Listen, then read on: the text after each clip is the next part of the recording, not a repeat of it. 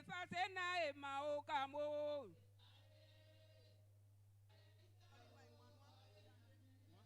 Na efase na ema zwebamo.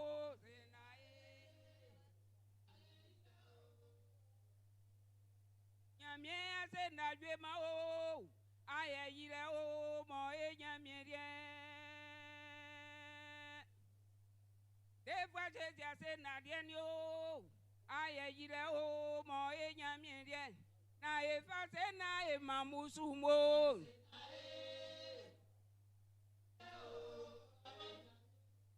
Na efase na ema okamo ase na e.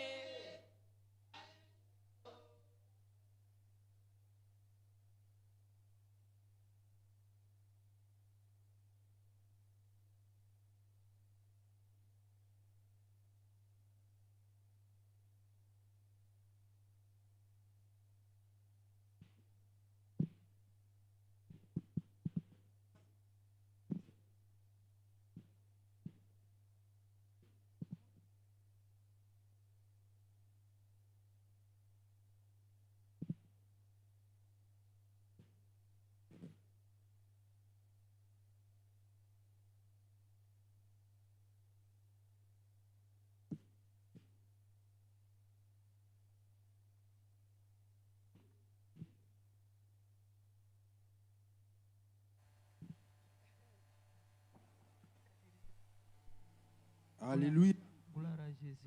Alléluia. Yamien ya muli kenglemu emi sans Jésus-Christ et domainu. Esra ke ma emi nyamien mo ma engwanglemu ngai. Iwa wesan onye tra ekun Jésus domainu. Yama sanga boetia ma ebeli nyuai. Sunzune ngamo e sunzun ma emi nyamien otike sosa mesu okle. Ye oyamenwa o ma Jésus domainu. Anyangambotia e bali e so abobo. O ma esre ke bokon ele nu ma ikra e jasonglo.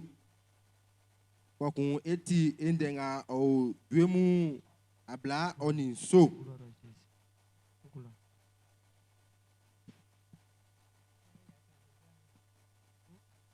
Iwa nso. Iwe anangama nkpan fleo ti emi anye. Si mi envoie na temisu. Alléluia. Alléluia. Oma Dieu to fwe nye kan wen anangama nkpan fleo si mi envoie ya ti mi anye na temisu. Alléluia. Nglemu esreke sra kon oni sre wali nga mofa bay man le nga mofa sesi ma emi nyamie otesu ke ni fatansa Jésus doma inu e su e anyansu e fa e kantiki oni groupe Adonai. Para Jésus. Mi fei klaba di milie mi faula osanu na mami ati kemi devie fi osanu kule yo mi famille ba yo mi famille yo mi famille ba mi aqui kwa osanu yo mi famille ba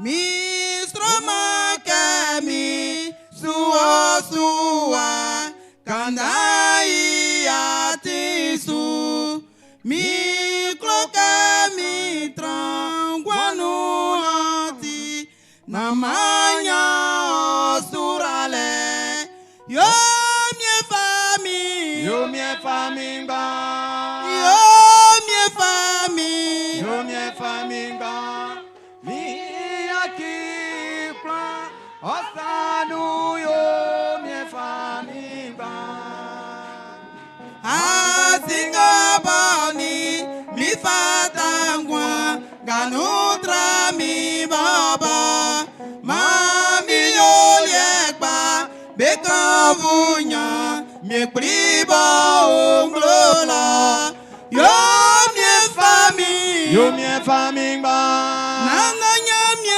famille yo mi famille ba mi aqui kwa Osanu yo mie famille ban.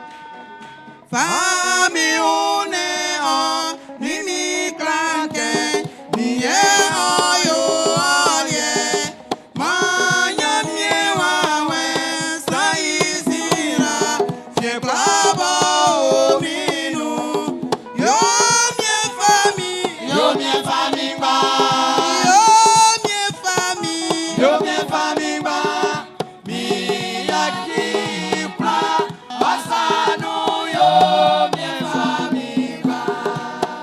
Kanze manu ninge me flemi, mi cloquin fa Jésus, sa fille platra mi nuko, mi cloquin mi fa Jésus, alléluia.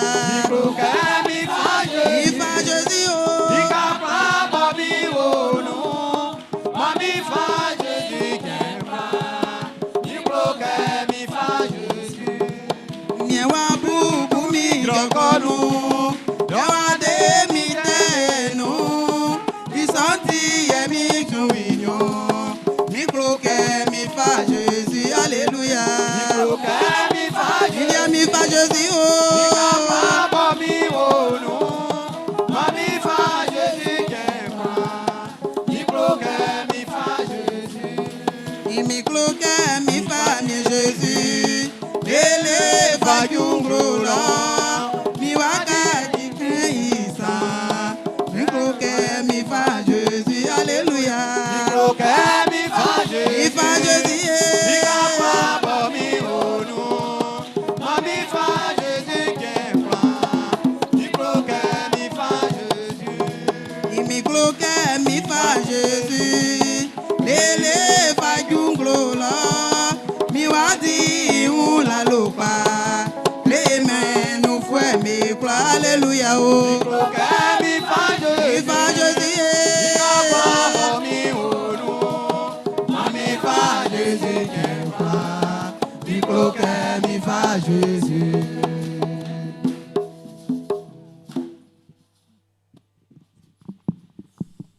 Maître amien.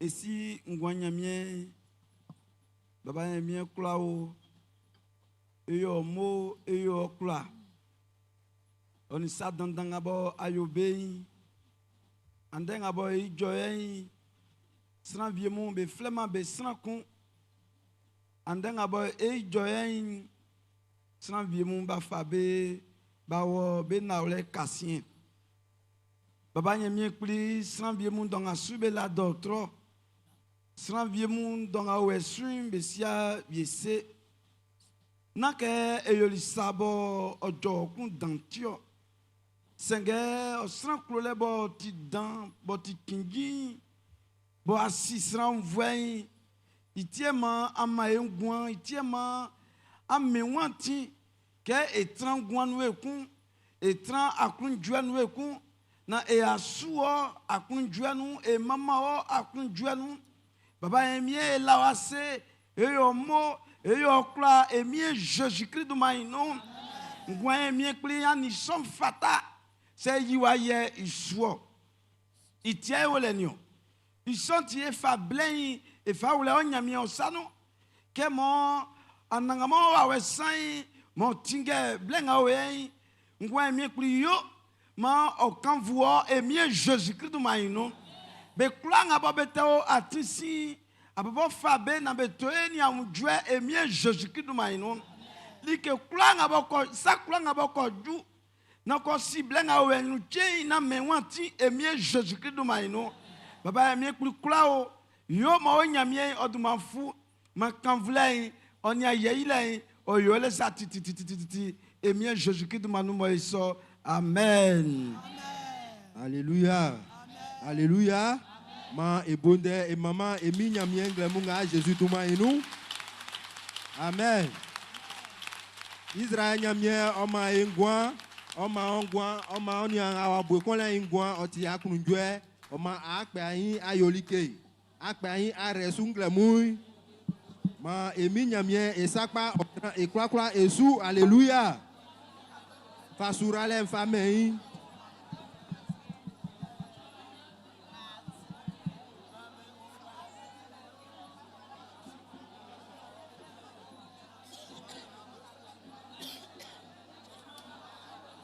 Alléluia. Ma ebonde et maman Israël nyamien. On y quand voulait fata, on y a yaï le fata. Amen. Alléluia. Oma eklagwa ase. Kokun esusu srewa inu. E wala nyamien yase. Nyamien se ngamo ela. E fata kende ngamo eklase ke nyamien okun yeti ale. Alléluia. Mvialie vienu atraye kpofwe mu besunzu ke be oli ke vie. Sange Israël nyamien wa kunimasu. Alléluia. O mangle mu e wa le ase tankpa Jésus domainu. Yele ke isike ke nga ena tie kosai akpofwe li susa ke ti akpofwe. Alléluia. Aya nga ofa so abo be susa ka ya eule. Sange nyamien ofandi fandi aya so menu. Nyamien okun oti ale. O ma ke bai o ti suke ma ele ase. O ma kan oti ase nglemu na la nyamien ase Jésus domainu. Yele ka sike okun oti ale. Asike Jésus moja okata osu. Oni wa ulo, oni o mamu. Oni wa osu fuemu. Nyamie wawe okata musu sakpa. Ma ele ase nglemu.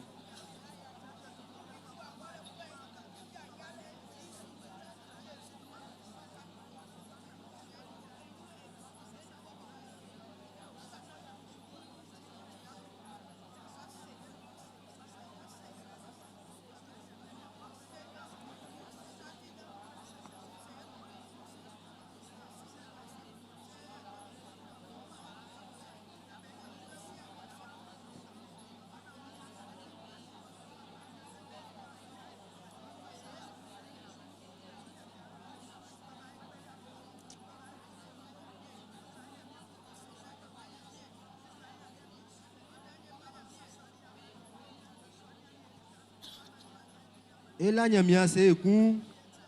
Et wala nyamia se yeleke. Et mi nyamie onia ma e wafanga mo e fatintina wa yoye. Se nyamie wan busanga embe e akundai. Nyamie osuyoma e yele. Sange oni e fona ngabo e fon e flanu e fon e flanu. Oni e kakile ngabo e kakima. Sange nyamie oni e te onu. Oti suka ke ye nyusa ele iase. Yele ke nyamie so ole klole sakpa. Nyamie so e klole o ya ngure nu sakpa. Itieni etenantio. Otie akunjuelike. Yele ke seti amuvie. Nye dongasu ba de elike lo. Nye dongasu nye engwan bobo akrak pesi. Ko se ke e kakima anze eti memlazo. Senge Israël nyamie otiman so. Ote si envoie on y était nanti. Yele ke ote la fisuke blenju e kaji. Ote la fisuke e kwa e pa ekun. Ma elea c'est Jésus domainu. Esra nyamie.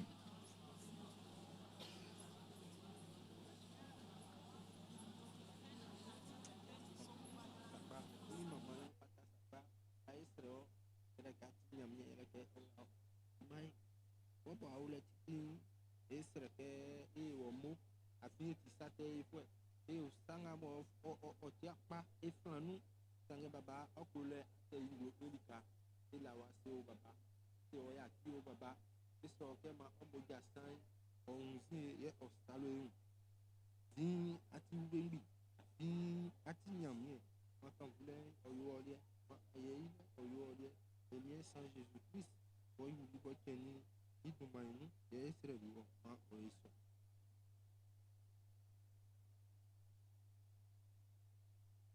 Et voilà nyamia se e nyamia se na kasien e wala nyamia se e aulombeti e la nyamia se oni satana ngamo yoma e aulofuemu oni amesu okambeti nde kokun e la nyamia se e ma e asonu oni sanga mo yoma asonu se ma umoi oni asonu se ma ngao po bwedewa e la nyamia se kokun et la nyamia se kun ibo isakpa o mvle mwansu inu fwe besu mo esangale nu man vle su ma kan vle oyo nyamia lia Jésus to mainu ma esra nyamia.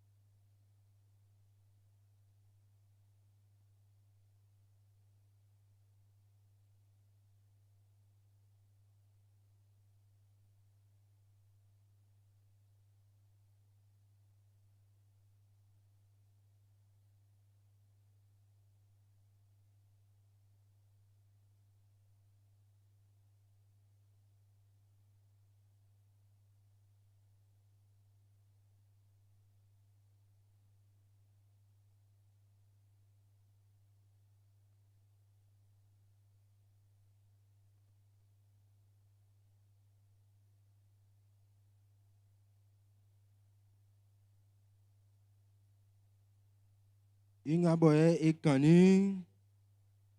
Esreke ma eminyamien orasu. Yema kanvulen. Oni aye ilen. Oni dumatan ilen. Oni mamalen oyo ingumilye. Emi Saint Jésus-Christ idumainu ye Israeli oma oyoso. Amen. Alléluia. Oma etesu e anyansu. E blenwa juke e mama e nyamien.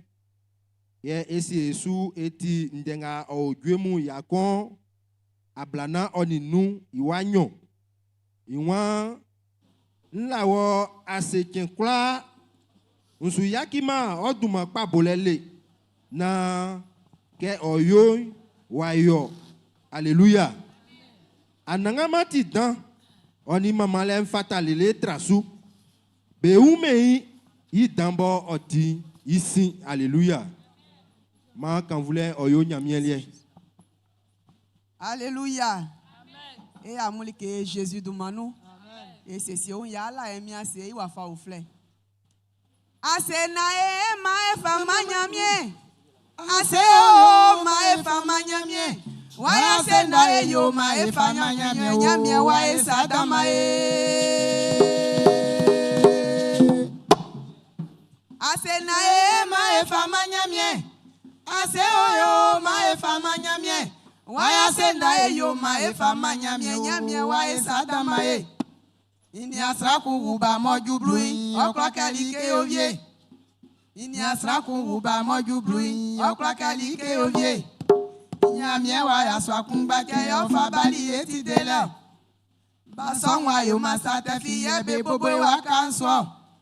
Ko e na krosan fite nu tiembe bobo wa kanso. Eti alia o maela nyamie ase. Enonzio o maela nyamie ase. Mbisa o Jumanga nyamie dile, croissant cradi. Seso, Jumanga nyamie dile, croissant cradi ma. Mbisa oyo, Jumanga nyamie dile, croissant cradi. Seso, Jumanga nyamie dile, croissant cradi ma. Delimi ojumyo delenga nyamie delie ojuyo ma efase na e manyamie delenga Jésus delimi ojumyo delenga nyamie delimi ojumyo ma efase na e manyamie delenga nyamie delie ojuyo delenga nyamie delie ojuyo ma efase na e manyamie delenga nyamie delimi ojumyo delenga nyamie delimi ojumyo ma efase na e manyamie yo mo nyamie wa e mo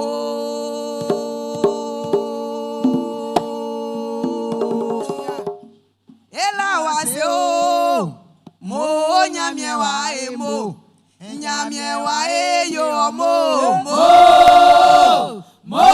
nyamie wa e mo nyamie wa e la wa se o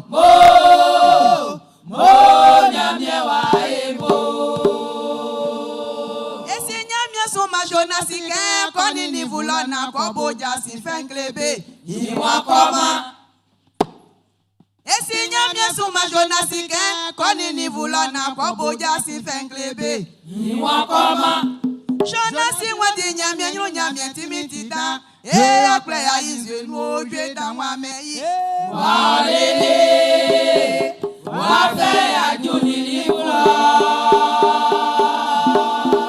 jonasi wadi nyamie nyu nyamie timitita akple ya izwe nu ojwe da wa meyi wa lele wa fe ajuni libro anyama jonasi kakloke esi nyamie wa pa yena na nyamie wa fle o olande fikama anyama jonasi kakloke esi nyamie wa pa yena na nyamie wa fle o olande fikama sanga kloke yo esi nyamie wa pa jonasi Kaza sia ijo na nyamie wakpa Jonas ye na srakwa o Jonas ye na se ka wandi ko esi nyamie ji wasi o Jonas ye na srakwa o Jonas ye na se ka wandi ko esi nyamie ji wasi ayo se oyo esi nyamie wakpa o ala ndefi kama ayo se oyo esi nyamie wakpa o ala ndefi kama ayo se oyo Moisi nyamie wakpa o ala ndefi kama ayo se oyo esi nyamie wakpa o ala ndefi kama beninja suko oye nini vula beninja suko oyo nini vula kobo jasi fe klebe Jonas ko sa fama bateau nini vula je tanka ki bateau nini vula kobo jasi fe klebe Jonas ko sa fama avion nini vula je tanka ki avion nini vula kobo jasi fe klebe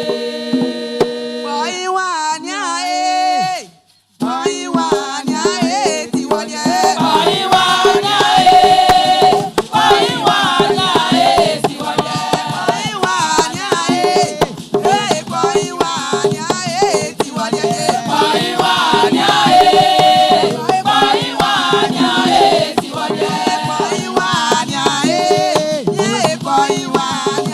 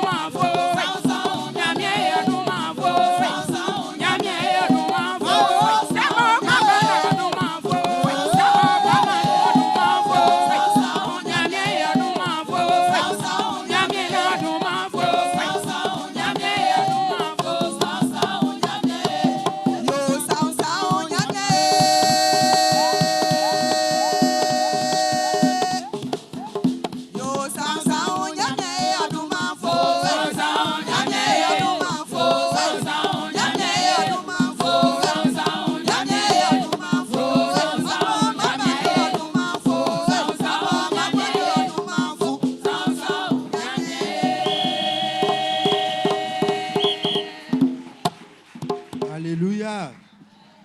Alléluia. Hey. Ma ebonde et maman Israël nyamien. Ma iboti saou ma iduma ofutiti emi sans Jésus duma inu. Emi nyamien ora amusu koral sro nyamien. Ma kan voulait oyo nyamien mais il y a titi Jésus duma inu. Isien ewa susu srewa inu. Amen. Ewa sre nyamien glemu et man be kla boye beti tukpa kefwe Jésus duma inu. Et si que e afien wa bobo san vie be o le be kpindima. Ye li ka kla nga boye assistant vie bo kpindima. Sre nga mo e wa sre ma otran o akunda inu. Kokun ande esre wa lien otaka be nga boye be kpindima. Sange kebe o dotroy be kunde kpake nere be umen. E wa sre nyamye ke o te so sra mu Jésus duma inu. Afin tu kpake be unye be kula e areo. Sange sra vie kpake lien ke kula ke ho be o li ke fi nu male sange ka la aunti. Nglemu e wa sra nyamye ke o tutu kpake tete so be bo Jésus duma inu. Yese kpofo ensa ye fa kle imam e ale ma nyamye o pe sa son fama e Jésus duma inu. Ye ma o fa dwedwe le o fa ma tu kpake fo mu ma esra nyamye.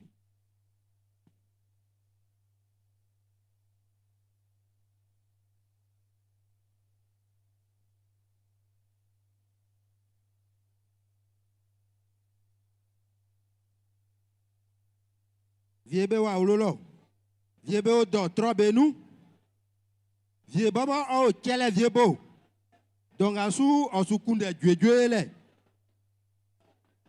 Vie nyasika oto are. Sange oyoma e. Vie kusulie onyama sika bobo na do tro. Sange okunde ke oyo dwedwe.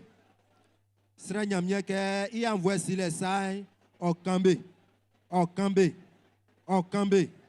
Okambe, Okambe.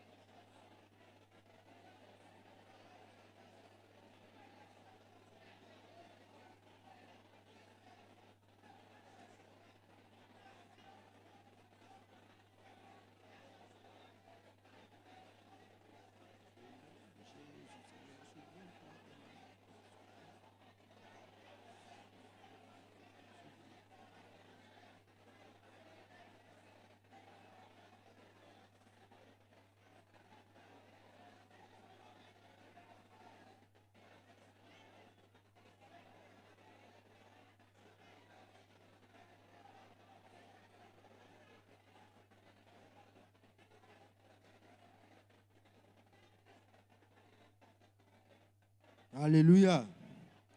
Efa esrewa inyonsu nglemu ewa esre emanyamie mamu nga moye donc asu a fait obesu boye kekle o obesu et si ke eni nyamie nanti ple kon du moye kekle vie to esu kekle so e kura se ke be face e be nia e kura se ke kpofu en fa yi ngwansu o kura di blessuma engwanu o kle ale nia sa kan kle sran boboy o me wala vie bobo abuka sramu ndenga kan kle belay o domambe yele ke o ti kekle ko mo e nyamie o face anyu na nia se akru yo se akru ajina kinjio o ma kebo ti afen souffre vie donc asu ya kunda no wen ya ke faju ke blessa se ma wenti ko ma fa kunda kun yele ke okune ke okpoti unyamie lika o du manu ti nga eso asrengle mu le nyamie wen o ma o fanga ufle na kekle ngale akra finu afite yi nyamie oni obete onu lika vie sran vie donc asu ya so nu bale isusu pe o baba mone che kwa ku anze bobo sre nga esrele o lafia su ke kwa nyeti yele ke afen o ti miawa nglemu e wa sre me so fuemu ke nyamie bo e ti fanga nyamie bo e ti defo nyamie mo o be un letiti ma o mambe kwa le Jesus du mainu na ma blanga nu be aki nyamie sai sanga mambe sunzule o tranke Israel nyamie pla o fla o le bo e o supa mo nyamie o fa pa ile fa mambe Jesus du mainu ma e ma nyame suna ma Israel nyamie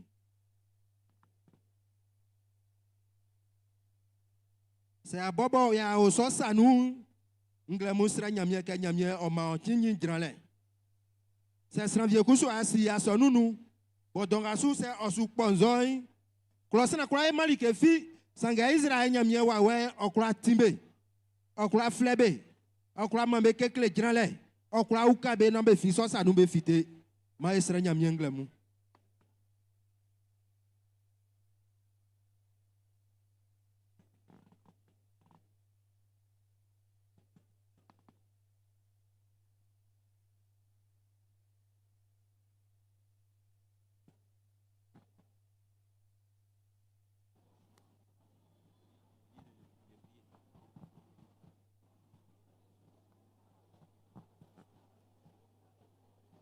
Et si anagama nglemui lo ase dankpai ku Jésus du mainu. amen Et si ke nda chen otio sule ke otio mama le chen otio kan vule chen sanga ka e ba enu kungumu afe oni nyene mu be we su o ma nglemui ya maene su ya koko e un samu ya krio benga donga su tukpa kenti be kwa dima la je belema fanga be suma o ngremu efa be lo sanu kobo ati do tro be do tron ai be pepe Jesus du mainu nana mi prit kwa kenjo le fan be kunde i do tro no be umei anagama obati auri anu sran esro ke kwa ke soin atubo le Jesus du mainu be gabo nana mi prit do asu be dima la je be una menu be u kafwe be si oni beni donc a soube la vie be mesu nana mi pri e pa be croire lo sanu ke ai be pepe Jesus du mainu ko ena ya croire dia krujwe na ya croire su ko ni fata santi e fa ya sonu e pa lo sanu e fa e vle e pa lo sanu enga boy jali wa fan ba si su afen croire si ke e croire e tron ma e nya eti ma e di lalo na sramu be winke atinya mi sakpa kai ko enyun efa ewe lo sanu sule ngabo ya suo ni de ngabo iti ma oduma onya kanvule Jesus du mainu amen amen ma eminyamie o ukae ye oson ebotiti Jesus du mainu esien était suesu e anyanu blenwa juke esi e aofuemu o manglemu e usa se enyama vio ya fienwa mwande mone chenga oti iya sonu yole e afien wa klikli se ole ma ojaso na ma esi a ofu eble isran inyonsu sran violo we kani nyamiende be kleli otili nglemu oja olike obana fe un manyamie isreke se sofu viowa bo ba ke okokote andengle mungai ma ojaso na ma esi ekun Et on ke enyama vie mu meja solima e bonde e sobenu ke oni fatansa Jésus domainu. Ye Israël enyama meke ma be gwase. Ikra ke e anya okonyru e wa fable e fa clé amu ke ni fatansa. Isien était suisu plein wa juke eti ele motuenu jasimu. Oma e wa fle enyama ngamo enyama kpelinglemu enyama Abakuk ke bama e sonu oni dabole o afa e jasimu o mai.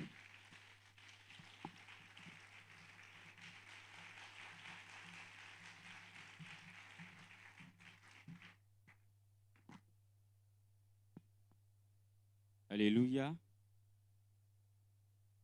Ici ni minimu nglemo eyo amelike emisan Jésus du maïno. Andeboti mas anglo ikemba ablaun oninyon nyame kpini suke enyamu ike limotwe jasinu likalwe. Isoti ma ikrakula yakunda mblawana etie ili kalwe. Ici na ya suisung e baba vie me ole bonde o benua. Bo ya fa bless o ma be wa ijo kle nyame invli. E kekle so e fle akpaso nga be kle aja isulike sebe ole inu anu ijo fwe e fa blen e yakisano. Ko bai ma e bonde e so inu.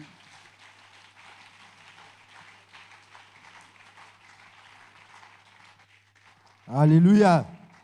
Ma quand voulez oyo nyamielie Jésus domainu. Andelia benga be clé aja isulike. Na benga be sese be aja nye aja zulike clé. Donc andelia souffla sana. Sanga sana vieti wa ye so afle ingle munyon. Alléluia. O manke ni en fa fikalensa e unke sukulu kon wa. Boti aja isulike clé le sukulu. Esa ko usa sana ko ikira nga wa e wasa ke siaso. Etienga sukan iflan le sukulu kon wa o. Sa wan auru ajanu fata ke bekle osulike. Alléluia. Nga san vie asime imo ke ko nyunu lo ko di atweke. Nyamie I fanganu ma walie isolie be fama ongben. Alléluia. Ke ekele otikinjiti e kan. O ma sukulu so e unke be ngabo be sunzu ke be uru ajanu. Bo e klase batra janfwe. Be natili ka wala be sudi me viengu zoin na be uru ajanu. Kwa kwa juble kon we kenya sasin we mafa o fata ke be kli osulike. Alléluia. San vie be kusuma be dumwa be dili pakina basa be sin ramo ayele ke don asu amusra nyombo amutra olulo. Kwa kunya miefanga nu ke nganke amusra nyomuti kanzeti wana atile sa ke nke amuti. Alléluia. Oma asonu we fata ke be klamulike. Na mu bloile na mu jole dile sangeli ke nga yo sa se ba classe ulike akla fond. Amen. Akla fond donc pas ko kun kemoti ajai ke e fon ni nyamie enyuru fatama o ma ke fata ke pongpong ogwa klosran isuponu Yesu Kristo e unke aju ba fa benga be ru ajanu akpaso ale nu inu sunwa sen o ma be so afa group o fle na be klebelike ye singa boy be ni so sukuru su be angle mu e wa boja si so eklamu ke sukuru iwulule waju betike ya noa anglo nga bale bo be fle avril ile bruninyo. Amen. Sanga ande ke nga esu ken du maklelentio esu kana be kula nga boy ndenga e ken ti be chinji boy be kunde ke be so aja so sulike ma be wo pasteur i secrétaire i jasulo be wona be ko club duma ko ka be se ke avril ile bruni nyoy nye like klele so waju oti chinji o ma e kan na ma be kura nga bo be suzu ke afwe nga be uru ajanu anza afwe balo be uru ajanu fana ke be sen sukuru so no se wa sen sukuru so no akura nyama ble aruma ajanu asonu se ma po bu edewa afin fana ke be klele olike o ma kan voulait o yo nyamielie ya ma be kura nga bo like ma e ya secrétaire i ja sulo Jésus to ma inu ma o yo so. Amen.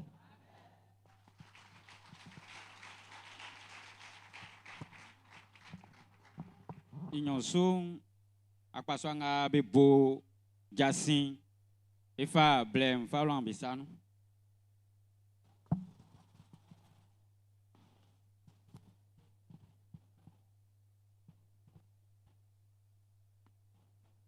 Alléluia. Alléluia. Nyamien vle nglemo e amulike mi Jésus duma eno. Ma nyamien boti envoie si foi, y envoie si le oni isura le, oni croit nglemo e mi Jésus duma eno. Si ani diamo ngabotie jamunwa nglemo e yele ke jasi fe o enoa. Afi nyaminde se ke Jésus o délié, ye kuswa fara ke boso jasi fe lié, il va écrire yeni amagabo besima Jésus keko inamba jambeti keko inamba fitenu keko inamba jaso bae ikanga dile no namba di akrunjwe isonti nglemboy yeba baga boy be ngwalo boy beti afemi se mai fuemu yebe sumalio be blana ya la nyamie invle yase nzuti ele yase o yele ke ble kuranga boy yesi se ke ko bojasi boy nu ato nyamie invle na ule be akiama ile ngbe ambu soa ebo amu sre amu soa ebo amu yamsati ka amu soa ebo amu duraesi ma ye kura soy ye bojasi na nyamie duma wanya kanvule ye afwe 2026 ye ngaboye ofara ke ko bojasi ye jasi boy paki blenu ye wo jasi bolenyo yele ke aimasi ya chenga boy bae osi ya chenga boy susu boy di sranga uflege awuru no avri ke ba sansu ye ko jasi bole sonyo ye afwe ye ni fa ye ko ijevi asansu klo be fleke pole su le ko afwenyo isonti yenu atonya mi envle moi ke yesati amumi wa eku isonti ye jamu nyino angle munyo ma ye baba ye ba mi yeni amambo amu kai anso ebo savio kla se ke nie ofara ke kra wona ko bojasi sanga akra se ke nie zunyamanti akra tani savio lo tokpa iboklika Olivier akra srenya mie aso abega bobe ko bebo iboklika Olivier akra jowa kusuma akra se ke nie ili avie saki mva so abega be ko bebo se ayo soy oklike Olivier si bole sonvie isoti baba ni mamemo nglemoi jasi ngabo we nuanye mai kura jasi bole o enando lialike ye mai so abe kura gabo be ko jasi bole soy mai so abebo ke ko na Jésus juma gabo fa uleli sanu isino ahoy yakura di juma na ino wa ya na blenga boy Jésus bay wa emoti isonti ye baba mewe mai ke so ekle amo yele ke ya chinga ba sensi nono ye ko se anwa soa bega be ko be boy se asonu vie ye baba be onjangwalo akura yo sati sika asuan bebo akura yi avie saki akura masamla akura yi trale akura suan bebo sanga trale mai kai jansupa trale ga boy fa e koy mo elike pa mo trale pa afie baba mu besima nyamie kai ko bo jasi pa eklebe jasi fe fa eklebe like ga fa ma be kusuma mo inandolie kai ko na be kusuma ba wuleke nyamie ga boy sui nyamie sontikpa na nyamie soy yora imam sunti siani niemo manyamie bobo ora isu Jésus demande mo iso amen.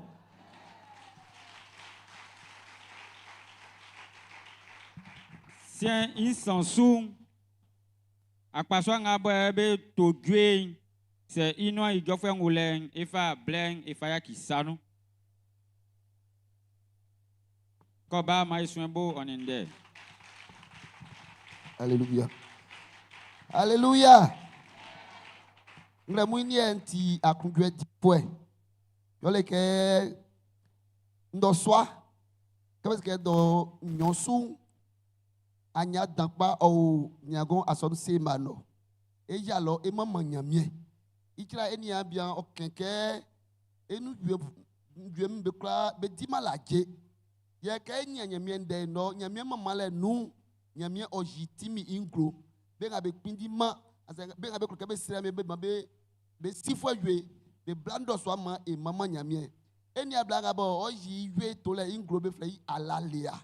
Yo to ke se sanga nyamie ko kpeyi nwa kpeyi e nga bo ko suan bom e soni o mangle mu nwa blana ma busu klamu ma yalo ndo swa kai ko ma sese afin tike nga bo eto boy ma e fa sese anya so mo e klama tike yo le tikoro kunyon yo le tikoro kunu yo le tikoro kunbru o ti nyamie ma ibo iswan le o ma iwa tike su kangle mu Beka betiti manzi sou be mami jueku.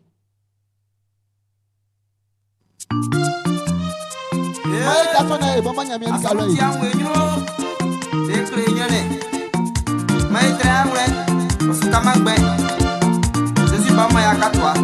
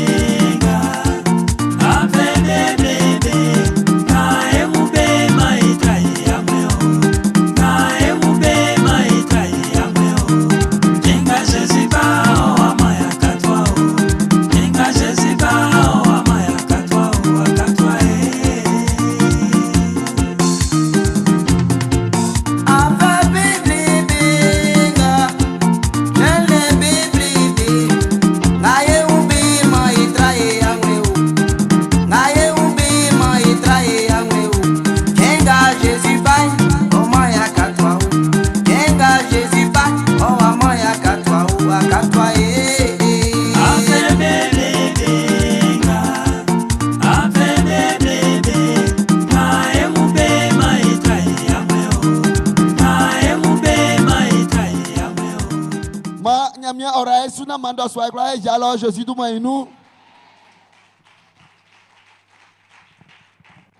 Sien ma esu jasin mesu. Ebo jasin flay non. Jasin gadien oti engabo eti yaswamu oti edie. Yele ke ekeniwa ke kisie kien krakra. Kebe se ke ndo swa do nsosu asonu afan e jawa kokun ye srenyamien ye suanlike isoti e babanga boy oti akpasua nyasua medie isukpen iwan ma inu ato ekrakra ke aiman ma ekrakra e jawa fan ye esre nyamien e babanga boy o atinga e nyamien serele so inu yele e baba borisi inyosu oti école de dimanche medie iwan ma benu ato be krakra ke région Abidjan 2 quand fait avril, ikemba nyo, bovaju ikemba nan, ason ngabe flei sema, quand militaire l'offan, beja, kokum bestre nyamien, bekuen be unkan kokum bestre nyamien. Yen wen on y fara ke otran anyaso ibo, bakanga ngabwe bele afwe blue on y san, bova kwe nyunu, be on y fara ke betran anyaso ibo. Yen ndeti ngabwe be jinasu, beji jinumbe bakle, e makangamu, yele miwa fanga moe nti animina tile ngamoe nti nyamien onguni isoti ma ndeti son oyo e nandolie like yesrenga boe nyamien gweli tisungo bonifara ke ojiji ndeso inu ofakle e makangamui yele e babanga be flei Aurélien Ndri Kofi yes bakanku otra anyaso ibovie onifara ke otani sika kutoku nso isoti ma ebomandri na efa e makangamu ewo koko ena bakwasuan like sonti yo ngadian efa pen e unla e keniwa ke benga be di mojan sujuman e kenike anden owen beba isoti benga be klama mojan se anyam vie e pen amunla afin e kan ekleriamu ke be o jangwalo se anyam vie mama e kula e giralona e kuma e moja ye mwa ni fara ke be wo be ko man be mojanio be nga be le afwe blue oni motwe bo faju afwe a bleu be oni fada ke be ko man mojanio ye be nga be tima edwen oni fada ma ke be wo so wen ko vie oni fada ke etran jeje yo le ino ye be nga ba funglo bo se krai se ba unzen anze ba fakwen be lie be ko ma vie ko be nga bakangamu be obesanu bo beto ma be unflen be lie kusuma be koma vie ku isoti se anyam vie mam ekrakra e giralo ye ekuma moja ko ina yakura de be vie mu bo be wa afe inuti région Abidjan 2 Omonier inwa ma inu ato asonu ndalwa me krakra ke ofe yi anglonga oba lobo ti me ikemba kikli bo vaju ikemba nsan be twen be un be ko asonga be fle yi si de si sema be ko lofan isoti ke ndalwaku oko anyaso ibovie oni fala ke otra samlan po kunu kwako ena bokun ele inu ya faya silikalwe na ya fako bo jasinti e baba kwadio bena boti yaswamu besu pen iwama inu ato e kwakwa nga ba eti yaswa ke ekeniwa ke e si ble boni fala ke blesson e soin like yeli ke klele nga ba be kle yele ningemu betale se kraise nem betale ye nenga ba e soin itale isujuma yele nenga be fleyi bema ete e soin iso like kwaku ngaba ebe flebe ngosien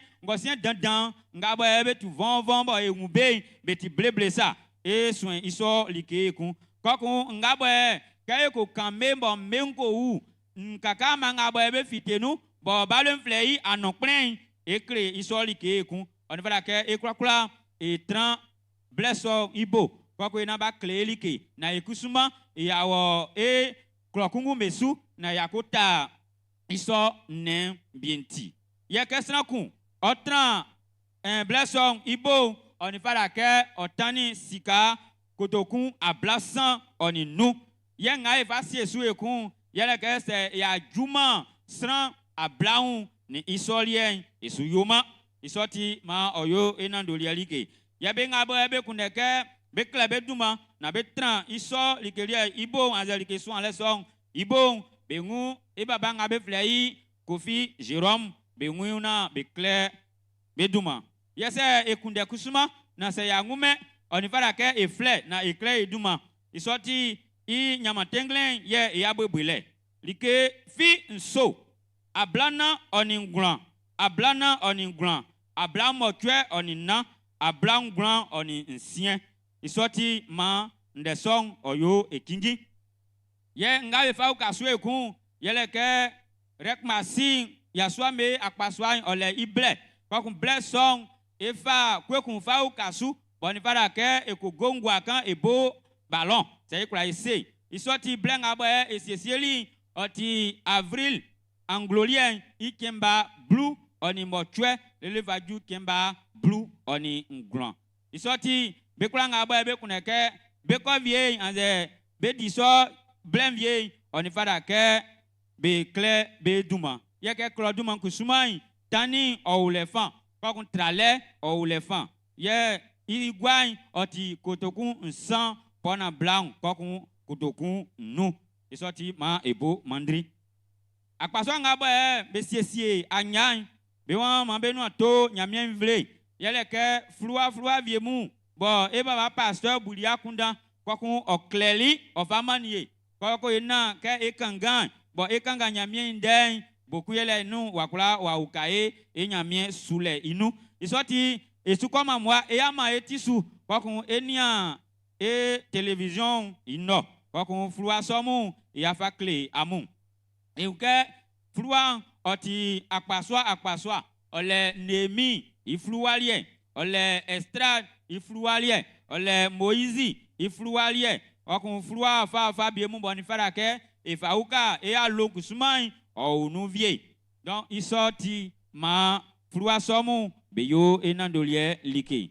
on fala ke e kungumu boy wa sonu nga no enya iso flua kwa na wa kwa uka e nyame sule inunti akpaso akungba son be wa ma be no to nyame vle yele ke anglo kwakla no i moneke kasien e sielile klonglo bo etenu duma ke moneke botiti dele isoti ke enu kungumu efi e alo kungumu nu eba oni fada ke e jamvuemu anze jumalo bobo benga ni be di jumali kalwe anze ke e nwra benga bo e sibe e kan e klebe kokun e twen be sa boku yele inu e bla asonu wafan na boku yele nu e atie nyamien inde isoti moneken boti anglo krakla ikasien ma oyo e nandolie liki Eka ekpeli ngblali ku asonu nga inu. Ngblali son isukpen iwan ma inu to nyamie invle. Ke ofei anglo nga eunuwe. Boti mas ikemba kikli. Bobaju ande ngowe kemba a blanc. Oni nyoy. Kale nga boe o ulefan. Oti kotoku ngbake. Isoti ke ikrakra ifa ifliambo enianu. Se inatama nu. Oni fala ke anyam vie. Bukwele inu igra. Kokun ekuta ifrua so inu.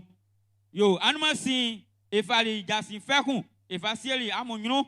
Yele ebaba Samuel i ajalien. Eunike ekeniwa ke loto esieli le fans. Isoti ben abwe. Ben wambe kovye.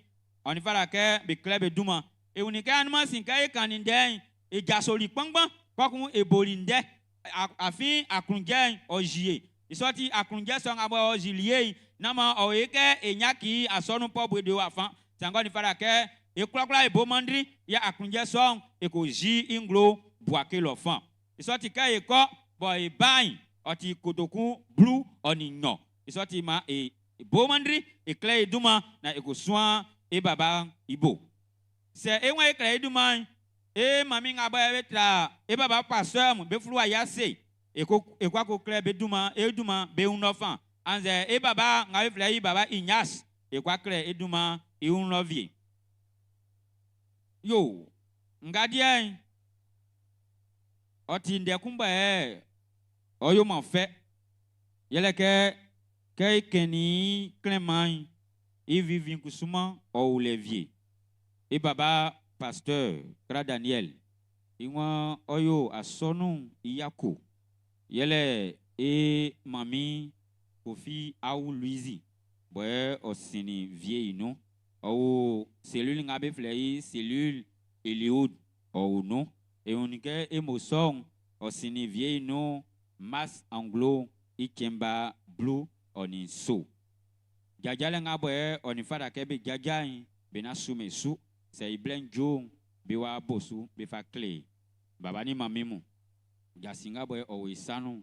ye owe manyame bobo oukai oson ebo Jésus du manuma oyoso amen.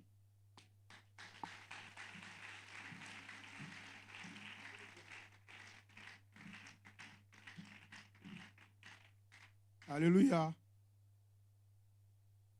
Babani mamimu nyam kwakwa amunike emi Jésus Christ du maenu ma nyame surale o train kwakwa isu ma iguma dire nu ma yewe titi di Jésus du maenu englemu baba Kra Daniel yo sumayo isike afe parking edi avri keba nusu kusuklana ya di parking o fatake eurura monuka yara mo chen yele almasi monengo balo oti stranga oni keba abla oni kuran ye edira monyon kay fa titi sa oti jole konle oti kesu pen wula bo isoti almasi kay ba ay asonu kan eti ay asonu ka sonu wie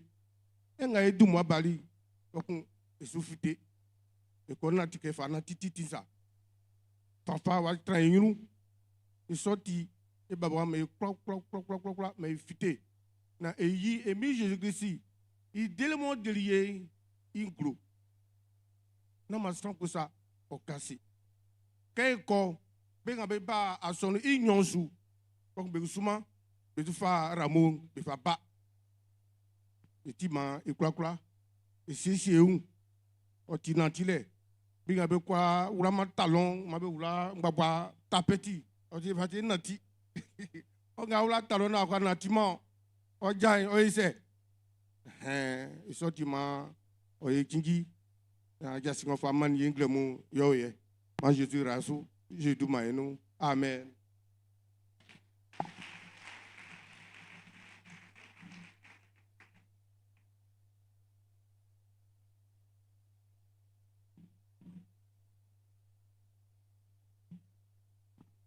Alléluia. Ma quand voulait oyo emi nyamielie. Ici était sous et agnan nous. Oma blenwa duke ma esese una ewayi e tielemu. Amen. Inyama vie boy lalo be no boy be kunde ke be dina be la nyamianse. Tange ici esu eti ndenga o Corinthe fue mu nyosu netringwa iwanso. Iwan masra kun ilike nga buya kunda ke se ofama otikpai ofama. Nama oyo iklungbosu ni miale su afin sangoma nyamielike klu fuesu iklun ojon. Alléluia. Yele ke nyamie bobo yedu muama elike kliklinyo. Oma eniama bien be fleur kwaku sej pakom. Iwan ola nyamiase. Yele ke nyamie ma duma sulo e classé ba mei likake odi duma. Ngati ela nyamiase yele ke be fe ibesile be se ke be fe ibesile na ojran ajalenu kokun le nyonu li atike ba te sasu papa ke ili ele likana otran le odi duma soin. Alléluia. Oma ola nyamiase onisati sika kodokun blue. Oma Israël nyeleke nyamie oyoso oma enu kongomu Jésus doma enu. Yeke ifa finkalensa blenwa juke eyi esatir ke ema nyamie. Oma Israël ke kenga boye ole masra ko ofekere ma ikra ejaso.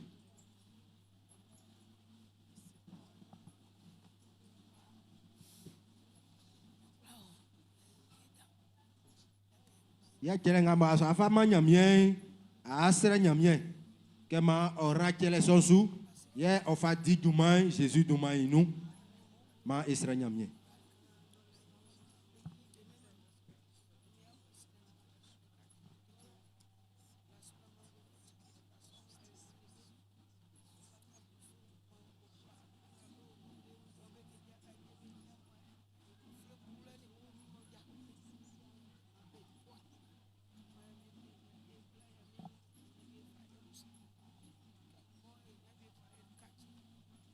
Ma nyamie ora ekele besu Jésus-Christ idumainu ma iguase. Ici e unke enyuwa enyama bianze enyama blavie mu ba granle be sanu gbogbo mewo. Enyama ngabo ebeti a ofue esebeke gbogbo ngabo e enyama blabe sanu le ifa echelemu ye ifa gwa. Ye ngabo enyama ya so abe jinsile le ifa e blusumu ye ifa gwa. C'est ifali asonu i enveloppe vie ifa yi gbogbo ngamo enyama ya so ambe osine. Ifa ble e yaki service d'ordre me sanu yama be sese nyamie mvle nama eba ewa yi chelemu kokun ble o suru nyamie isanu be so ebo. Wase na kovye ma misano. Wase na kovye ma misano. Na nyamie ya se na kovye ma oyo. Wase na kovye ma koyo na wayo. Ase na kovye ma misano.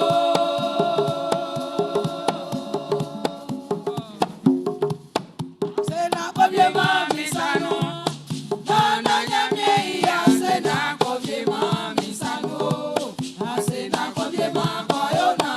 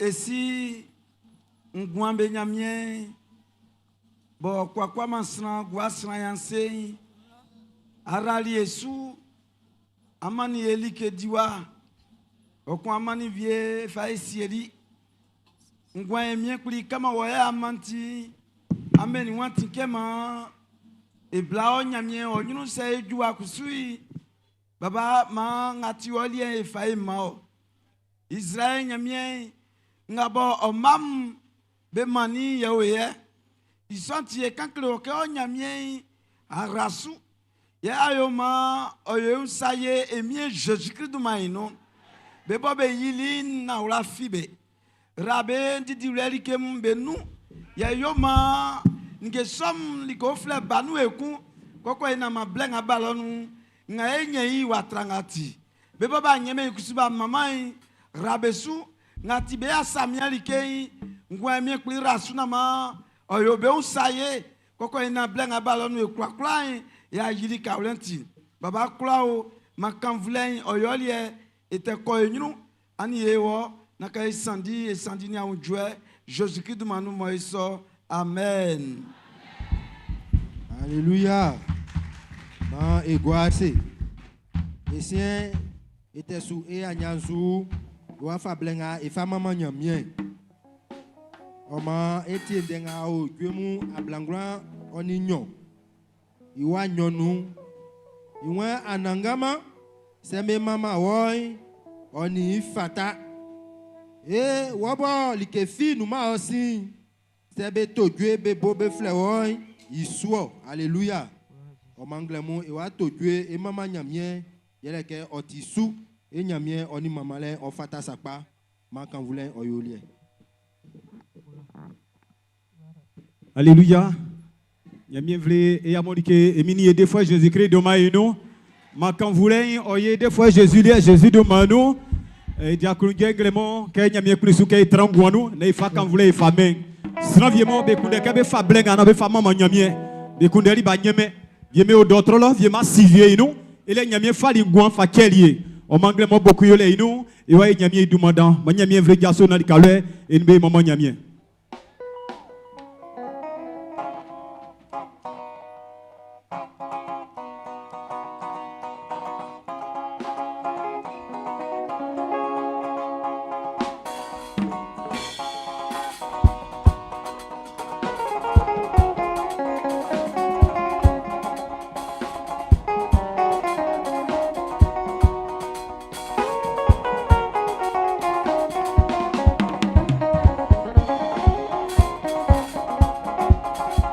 Ye mama o nagama ye mama lele ayeria o ye mama o nagama ye mama lele ayeria o ye mama o nagama ye mama lele ayeria o ye mama o nagama ye mama lele ayeria o ye mama nana nyamie kriye ye wa ye o lolo nyamie da we ma e wo itia e mama o ye ti de la fi wo itia e wa ye o Aliwa kanasu nana nyamie da bezio ye wa ye ye kamu o nangama ye mama lele adelie o ye mama o nangama ye mama lele adelie o ye mama o nangama ye mama lele adelie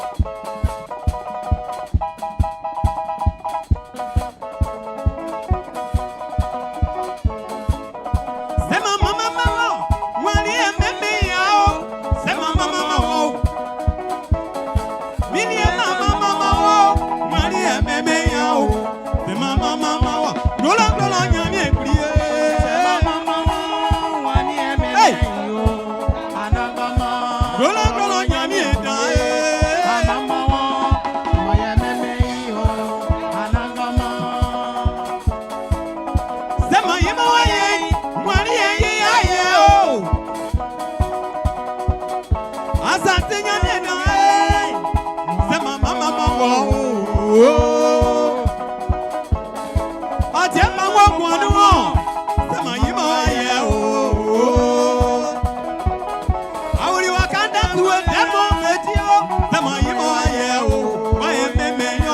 Golo golo nyamie da.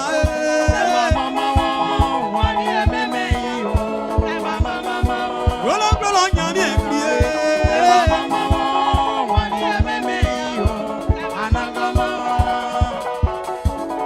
Sema mama mama wani ememe ya o. Nyamie bani ami gwantu oi. Wani ememe ya o. Hey hey. Sema yima waye wani ememe ya o. Bilie sema mama mama wani ememe ya o. Sema mama mama golo golo nyamie plie.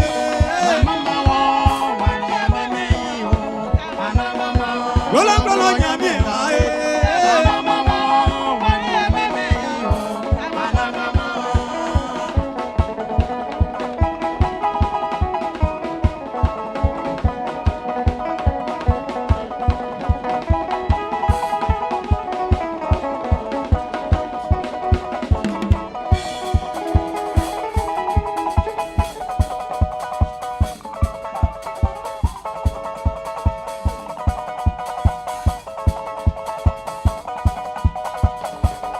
Esi nyamie mo.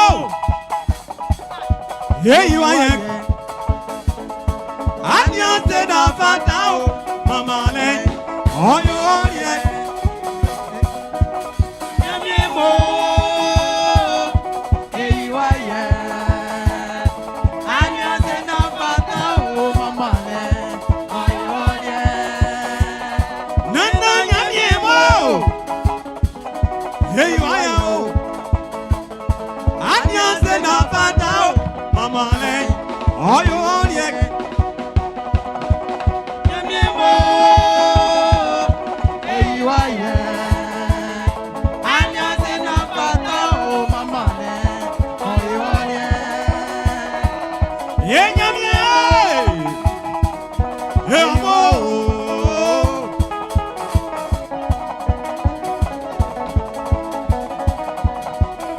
Auri wakanda studio.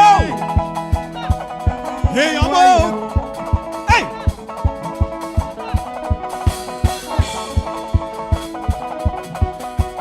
When you have one so. Yeah. Oh. Ese nyame mo. Hey you are yo. Anya se na fata o mama le. Oyo ye. Nyamie mo. Hey you are. Anya se na fata o mama le. Oyo ye.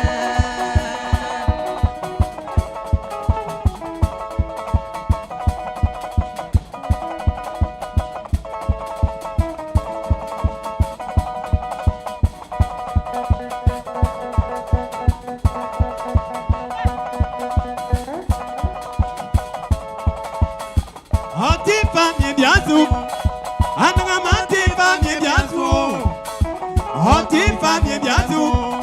Okla mama la ke kondosa. My meme ye. Oti famille bien sûr. Oti famille bien sûr. Ana mati famille bien sûr. Oga mama leke kutrosa. Oti famille bien sûr. Oti famille bien sûr. Ananga mati famille bien sûr. Okla mama la ke kondosa. My meme ye. Oti famille bien sûr. Oti famille bien sûr. Ana mati famille bien sûr. Oga mama leke kutrosa. Oti so. My ya o. Oti so. E kambe do mani o. Gola nyamie da e. E iwa ya o. Nana nyamie pie. E mama do mani o. Oti famille bientôt. Oti famille bientôt. Ananga mati famille bientôt. Okla mama la ke kondosa. My meme ye. Oti famille bien sûr. Oti famille bien sûr. Ana mati famille bien sûr. Oga mama leke kutrosa.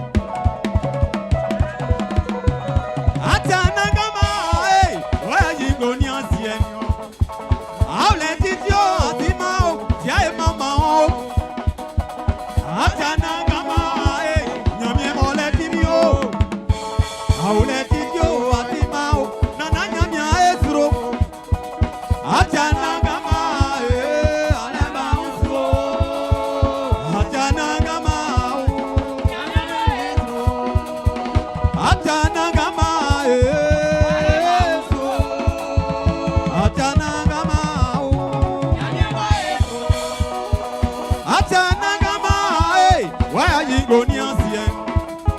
I'll let it go, Adimao, yeah, mama.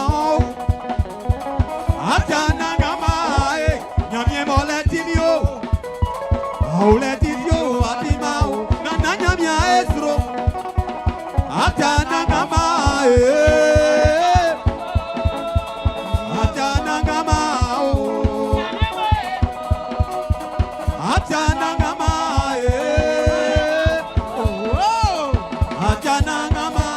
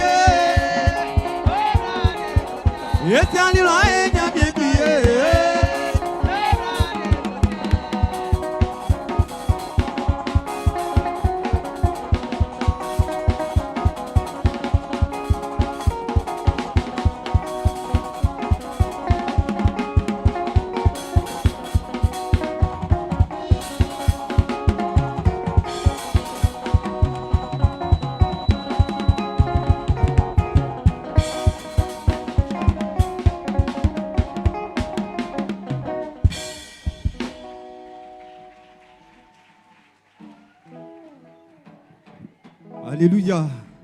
Ma quand vous voulez nyamie Jésus du maïno. Seigneur kabo esike nyamie yo yo kluye nyamie yo précieux mais ongwano nyamie yo sak papa ongwano et à toi klu ko ko like papa like dandan like nyame ngabo nyamie yo ongwano et à kambe yo kon e fa maman nyamie so e fa yo du mandan mi nyamie osuzula like onumale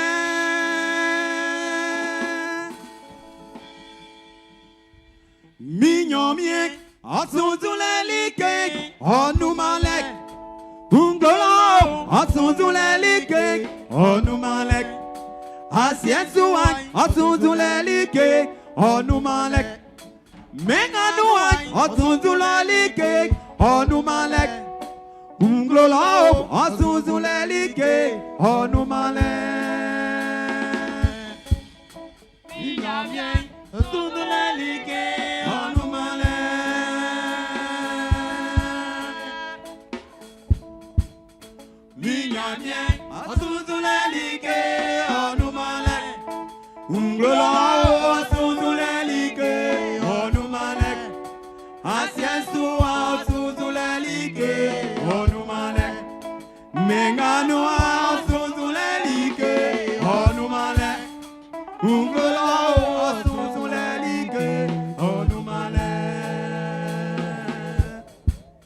Mignonmiek, Assunzulelike.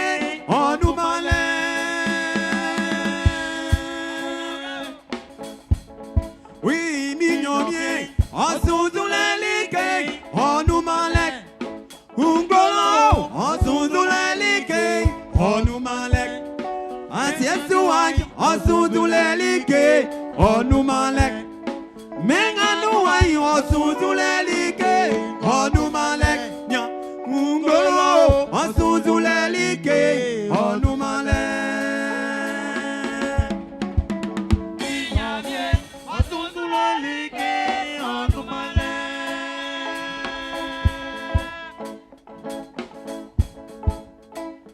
nyamie osundulelike onumale nglola osundulelike onumale asiesu osundulelike onumale meganu osundulelike onumale nglola osundulelike onumale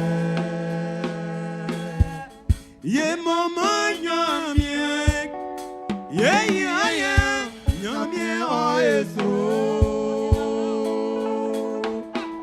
ye mama nyamie o ye nyamie oeso ye mama nyamie ye mama nyamie yesu sama no memene ye mama nyamie ye mama nyamie nyamie oeso ye mama nyamie nyamie oeso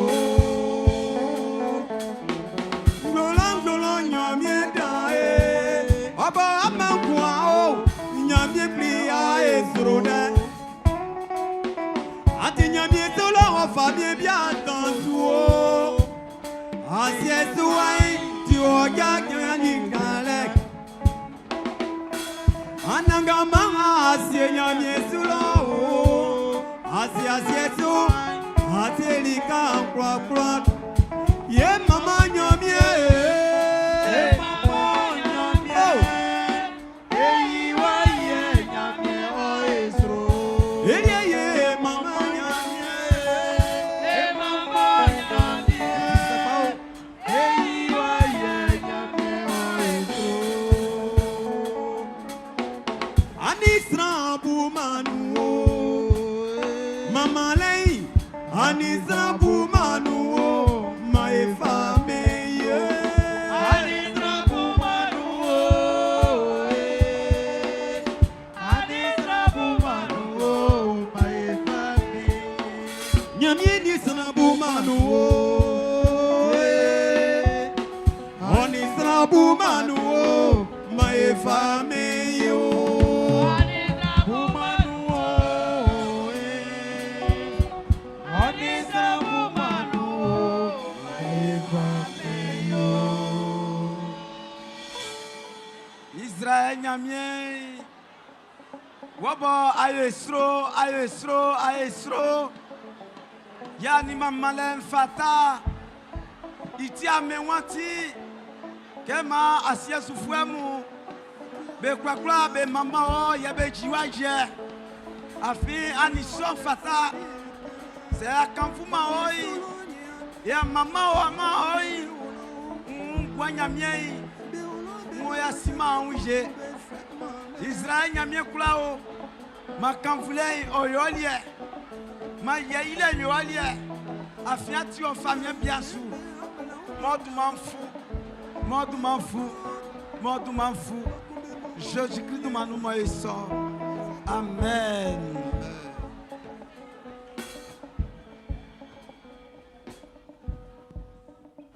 baba kulao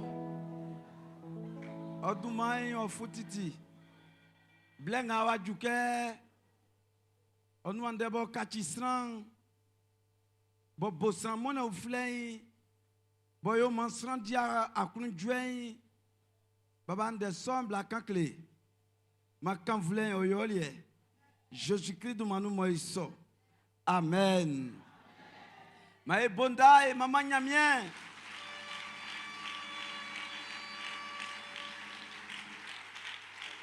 e kwakla e kayo sukumbanu kokun e kanga yenu andei ma tiende o sanga be yoli de tribuni ku ima ablani nu fagran ima na Barnabas wow tas sol yale ke onwuni o fe yoli Antioch be diri afwe umo kun asonu so nu beko asonu fuembe anyanga be anyambebo be kle srank pa belike Antioche le be boli Jésus son enfant be frère boke Christ frère ibo. Amen. Ma eguase.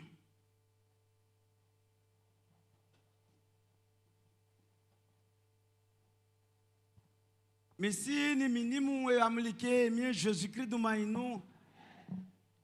Nyamien ya voici nous on me wantinke eniamu echei nu ande nu likaule. Ande ndenga bo nyamien on me wantinke echei nu likaule yele ke Christ frère ngabo oti nyamien nu like chinji. Anza Christ frère bo okanvu nyamien. Baba ni mamimu ndenga bo efi kangale ikiranye e unikenyo bien kumba be frère Barnabas bobe soumeni Antioche e blesso inu kle otoli bebo be ya be sunyamien be srenyamien Jérusalem long blesso nu kle otoli besu. Bless nous, yabe kuni nyamenwa idjofwe nga be fle Etienne nion. Donc quelque son toli a son fwe me suis quoi kumbe bobe sandili. Kabe bobe sandili viemu be wali klok nga bobe matambela besu. Quoi kum viemu be wali klok sou bobe fle Antioche. Closon isu a son fwe vieme olo. Sangabe le mansna na wa tabekla na wa ukabe na wa mambe afotue kwaku be yali be ma Barnabas o Antioche lo na ma ko uka ason fwe nga bobe ulo baba ni mamimu isina Barnabas wa Closon sui kwaku oli tas klo flesu oko fleri Paul nama oko sume Antioche lo nyame den kan kle ke be oli Antioche lo ke be juli loin jabe boli nyamien inden ikalembo be sre nyamien be masramu nyamien o sram be djedwe. Et comment be sobo be comment be unyoli ekpakpamu be unjuen kpakpamu be nui koku sram be noa oboli be un koku be selike be nga wemu otike betike Jésus ils sont son frère ça be nga wemu betike Jésus ils sont tout frère ça. Baba ni mamimu Antioche lo yeah nga be frère Christ frère a son frère de Christ frère Antioche lo yabe frère liber baba ni mamimu ke uruende nu boy koy nga man fuda ke e wule yele kenyo ka be se ke Christ frère na ka son frère be yali kwa kumbe sebe unkenyo andenga oei be frère Christ frère wa emaso kabe sunyamie be ko babe dinyamie mlansui babe nyamie kunsai kwa kunyo benga babe olem babe timanyamie soufrevie be kwa flebe kenyo paen be yabe unibe yabe toni du mansonio be uniso bengwanu afimbe wuni kenyo wa ndenga bo Jésus Christ kani isoli keson inu aye besuya iswa besuyo beko sa inyo suwe kui les femmes et wuni ekuke bien ku babe frère Agrippa bien soyi akoto Paul okani ndekleli Pourquoi c'est à côté Paul Kenyo? En moi, Miami, Nkati, Christ Fouet. misini minimu okle giran kenyo Christ fwe men fwemu yabe fa otoni ason fwemu se am kanga anwase la anu am kanga anwase uflanui kabe se ke Christ fwe aso anwe ikpangba oh nyam nyanwande verset 100 ngamo Agrippa okani oni ngabo Pierre kusu okani kai kanga Pierre kikri ndatre na iwabrini sien Pierre okani so afi bengabo mambe somo itike okali benu donc il est nous yesrambe kula be unleke bengawemu beti Christ frère afi be un Jésus Christ ignolie injue benu nga Jésus kani be disu baba ni mamimu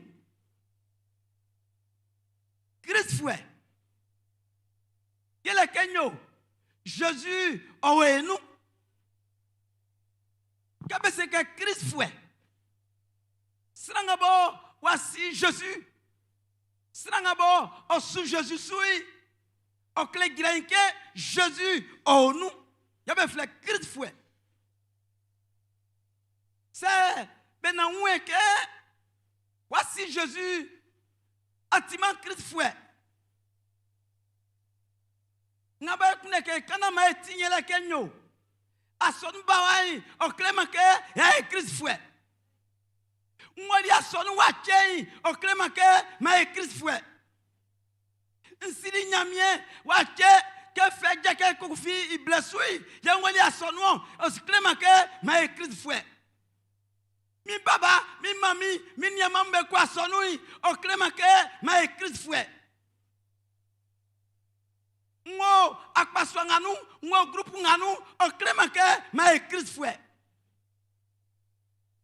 Ma Christ frère, yele kenyo, Jésus Christ, oh nous. Sebe ngwe soy, onui, oklema ke wa Christ frère. And then nous ne pas Jésus-Christ, oh, et nous. Kabebo a son boy, mami wunu, un te kansa, o klemake, ma Christ frère.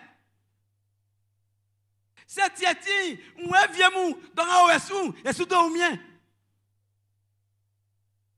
Seigneur Christ frère, il a srangabo, wa so Jésus nous, bon Jésus oh nous, bon ben on son juin, ben on son nyoliem, Jésus Christ il nous.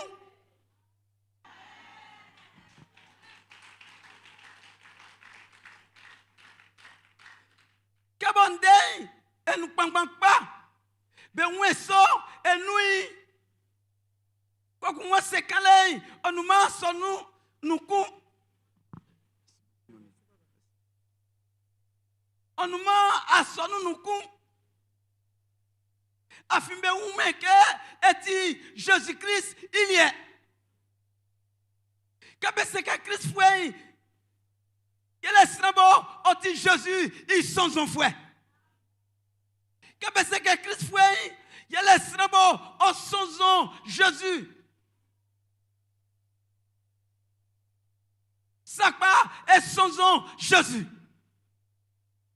Ya wuli wakanda soigner me danser kenyo basi masna ofle la fi ko demain oti kumba leke likenga boyoy yo futaka ese eniasu eyo sebe sam kenyo nia au banga we oti kesisa se bason jwentiakpa na be keso be krowa na baolei Yanzu wakuo. Andeng abeti ason fwe be kwa sekenyo enjue otike Jésus Christ yesa.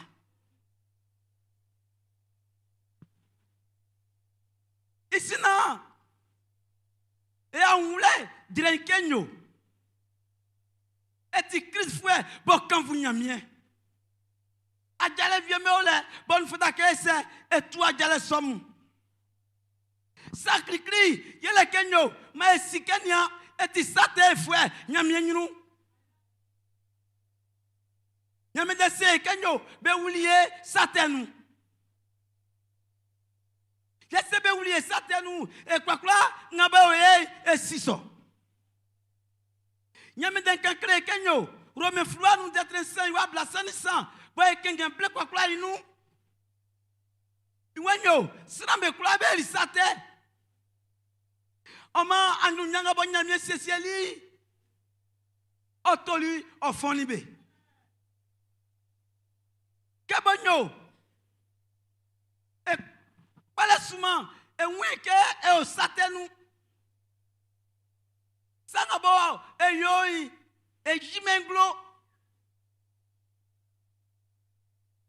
kamo e nwe ulama e yomai eli e wonyo Ikwakwasyon tikpa. Nyamye mansi srankou. Badidi afwe blou. Afwe blasan. Bon, osiman bla. Kefa blai kokou oni blason basiswa. Mwake beko diabla wa ule nui okreke ou ingamoti yo la wa yo wa ima mariage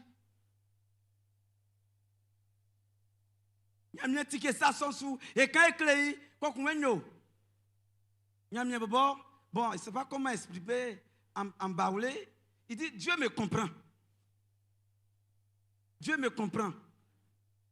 bon nyamye bon ou sanga bon suyo donc il tikulusu quoi. C'est-à-dire, wa tchedan, comme on me soli kenti, boble suyoy, otike nyamie, otikrusu.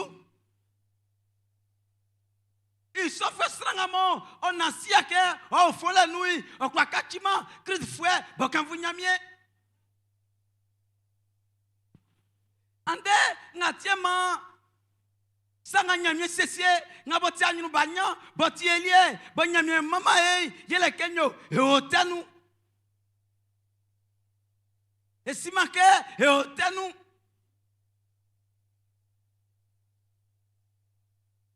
ma miei ne busa sonya kunda me wule so nga bo jale nga ba etu bo kwati su bo kanfu manyamye ma esikenyo e ofona nu nous vions bessi ma so. Nyame de kankle kenyo. Sra kumba idumanu ya satei o ululimenu.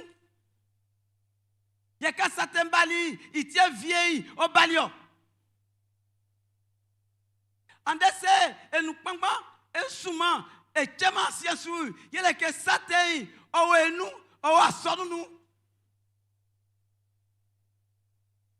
Nyamie kunu joma sranga bo otima crise fouet bo kanvu nyamie ikunu jome iwu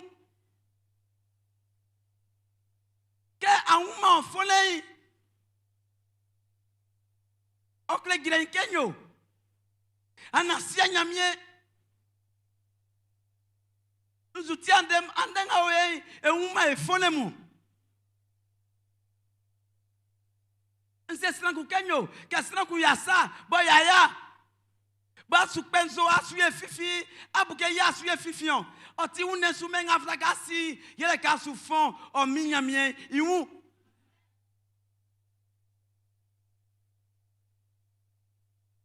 souvent e ba sonu ça vient me jouer afien otisou eti closran et quoi ça vient bo vraiment otiesu Close 20 afime wuliye satenu mais nous pangba kwa kunyo amu sonu nyole amu fa inga mwanyo amu yo amu kesna ya suye yo kanga e soleil wa fond o minyamie iwu afi nyamie ni wabanyande ani nyamia mwanyande Closran manti akpla nyamie ningemu akpla nyamie jumai asaki nyamie jumai oklemake ati Christ frère pa bokan vous nyamie maïou fona ngabo e onu sa tête manuti mfable nsou nyamie nyunu ande sonui e soni pangpang pa mais Christ frère betinye benga beti Jésus il y a mou beti sranye Tiens Jésus baï, auto, Christ frère mou, à son nom à nous. Yes, ranye, ya tober. Manyam ya ukae, na e mou e fon lem.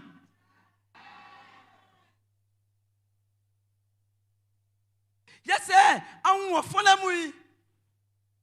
Ingati sou, boti girei, boti chingi, yele kenyo, on fodake, a kokote. Srangabo oditem benaule. Nzutiema edima etem benaule. Nkaklamu yele kenyo wule ngabo yoye sao savie menu satenu na wadima oteme naule akan sofa wui olye wa ekekle wama. Srangabo odi teme na ulei oti sraku bo okatisi osi sate oti klewa nyamenu ande inu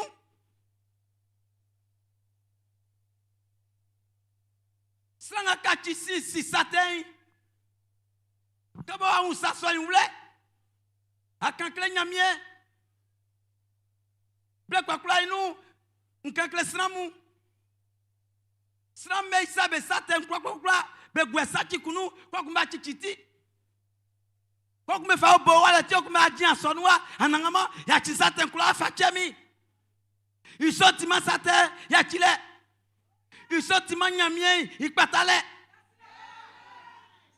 nam fam sate amu gwesa kinu amu kikiti okwa va bon wala ti okwa majua kwa kunyamie ya chisaten kula fachemi ison otima nyamie patale otima sate achile kama wa fe kwa kulason wa bai abobo nyanjiti na nyamie wa nyanjiti mao kawa nyanjiti kwa ula salo anangama nwali anangama nyankunde sinawu anangama nyankuni sina anangama mbamye sachi wa sodunio kabe pata nyamie iwa fansa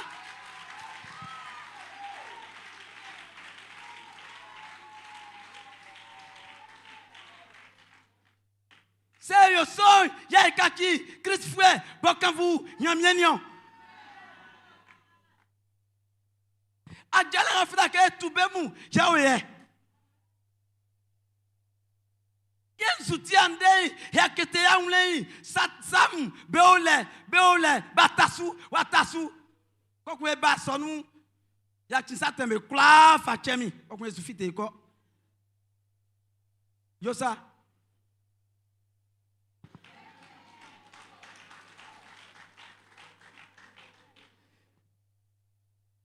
yesrenga bo okoyo soi okatisi osisate somu otike ola yoli koku sieni akpa usa okwa onyo sate nwaku avie wale nwaku donc findei enwe buli donc sensu kosai mpemiu sien wa fan natio ken natin kowai il y avait fleur Christ fuenio sera bien mes patali nyamie mendeni dei benachima sate sason kaolei wakpe waunlenu manyamie sie wanvwe na ma eu saso me ule na ekaki Christ fue pa Christ fue bokan vous nyamie Iwenyo. Sinangabo kati Christ fwei. Nzwengabo o nulai. Nzwensoy ikula wafie. Sinansoy wakati sina ufle. Wabomona ufle. Si i jolem betik pakpa. O fama yang bengbe. Sebe yo sabobo o ya chitenende. Kay kanga Korent nyosui iwa numba fajna bruni iwa bruni nsoi ya kanso. Yenyo yetetemu sanga yo be mwa vie. Sa ambaba muwe benyo sanga oya oli unzine. Wako unzi oba kwa mu unete fien. Inwa unzi beke sobe klamu amu fasu. Nsili bakan kumbanyo. Kako unzine okpatinu onzi wa fanvie kokwa we osiaema. Ande kutu fwe viemu. Ele sate viemu be kwa fle mignon. Ikale tikekle sanu. I viole e kwa ekle nyamien, I viole e kama atike bakan bonyo onzi bueku boya ti bueku lende. Bekwa saka wa unzi. Bekwa saka unwa fie.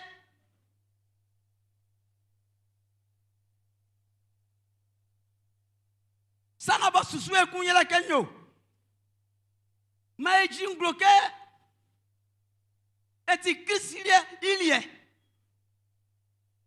Ma eji so inglo enu. Mon fi enu afite. Que Jésus est deux fois, il est mis. Andei, c'est souvent oji so inglo.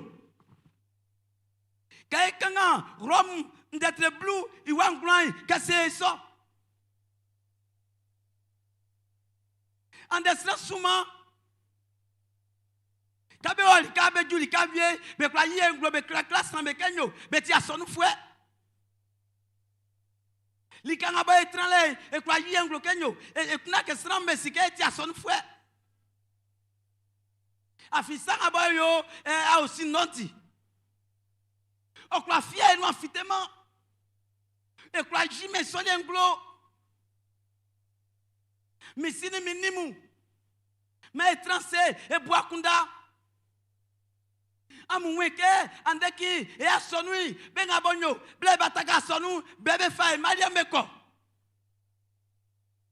afiwali e fa satin e fa kangoa iso okrema ke eti ason fue bo kamfunyamie yema la fisu kemie Jésus otinyamie wa sakpa. En descendant souvent, mbouke, ota obenu. Afisra viemu, bela fiasou. Quelqu'un en Rome d'être ancien, il va blassan, abla un sang, au canclé ça. Jésus, au tignamien, il va sakpa. Et où la goua sous ça. C'est à son frère, sakpa, ba ti krisilie, man futa kenyo, e yi soye inglo. Na me au moins, ben a ni be oy, be se kenyo, sranga we, o ti frère sakpa. Nkeme so, mfa mama miu. Kebe mi afete, gira me oli, be ko se ason kun me kenyo. An pam ti wasaki. Sinak pakin asai, en plus ou comme a fêté. Et tout y a déjà les vieux mou. Bon, et fait quel islamou. Et les kakoulan a béolé, et yoli savie mou. C'est les kangaï djoulane jinglo kenyo. Jésus, o tignamie wa sakpai, y'avait fleur, que de fouet bo quand vous nyamienyon. Okwe unkenyo enyamien onya komi Manyamie au kaine un sa sombe ou lait. Et blé,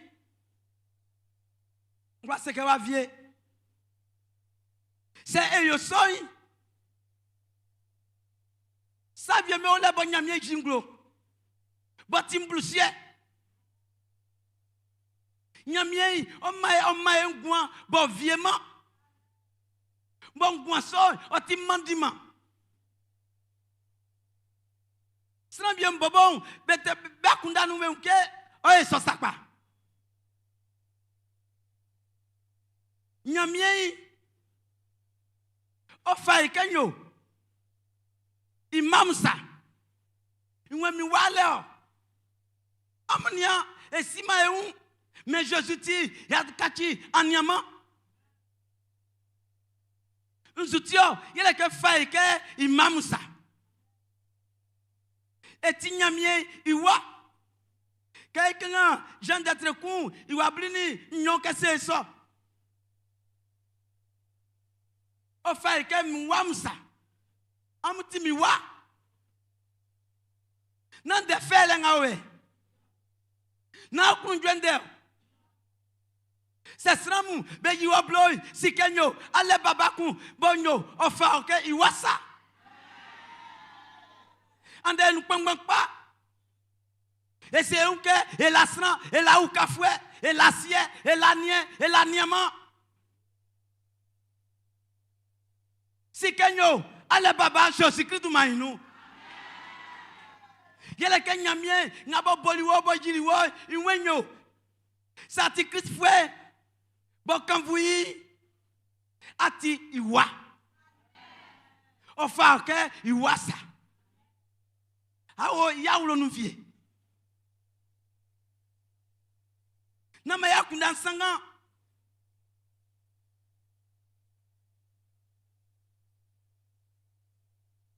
Sranga bo. Oti Christ fwe bo kanvu nyamye. Nyamye o fewa wesan o fame. Nyamye bobo o tenenou. Ici non, et à où ça soit oulé, Fabien a le blâme, n'endek pas.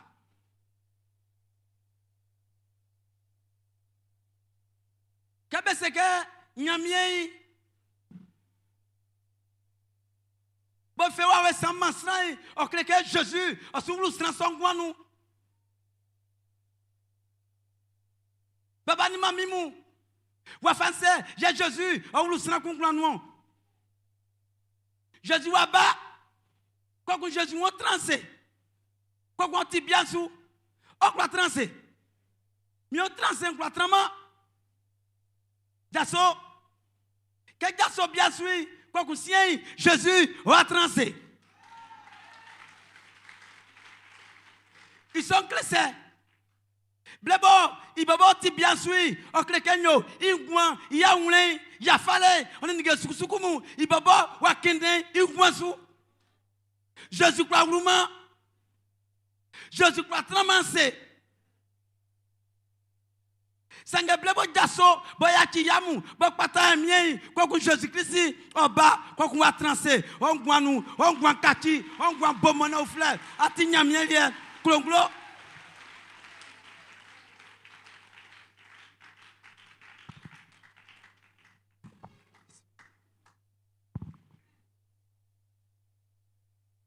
Baba ni nyamie, baba ni namu. Sranga bo, oti Christ fwe bo kanvu nyamie, nyamie mewanti. Kei wawe santre nou, osye. Iwenyo. Iwawe mba, otranou, ibaba, otranou, Jésus ba, otranou. Kokwa kachirie konglo. Manyamie oukae. Na un sanga wem beule e kati Christ fwe pa bo kan vu nyamie bo yi nyamie aye na idumai onya kan vule Jésus Christ idumanu amen amen amen.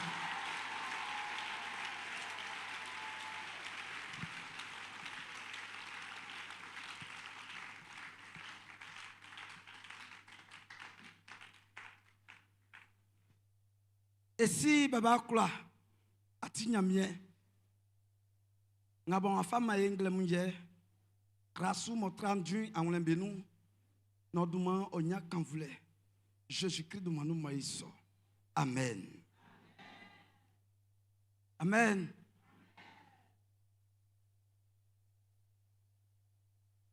tiens masan kon ola emiansi nyamien debo otilinsu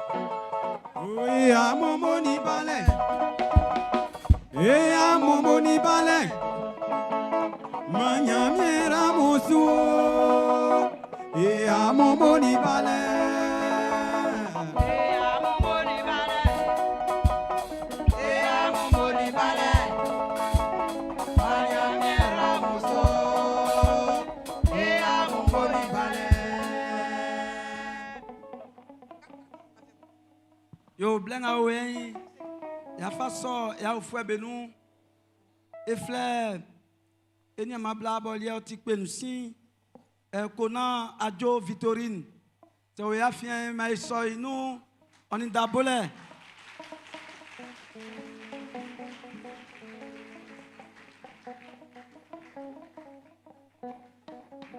ye benga boy afle be ye belie be barike beni ye kawa efle Kwame Yolande mais so inu oni daboa ame so inu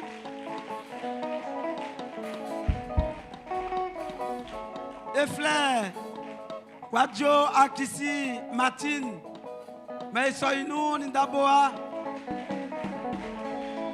voilà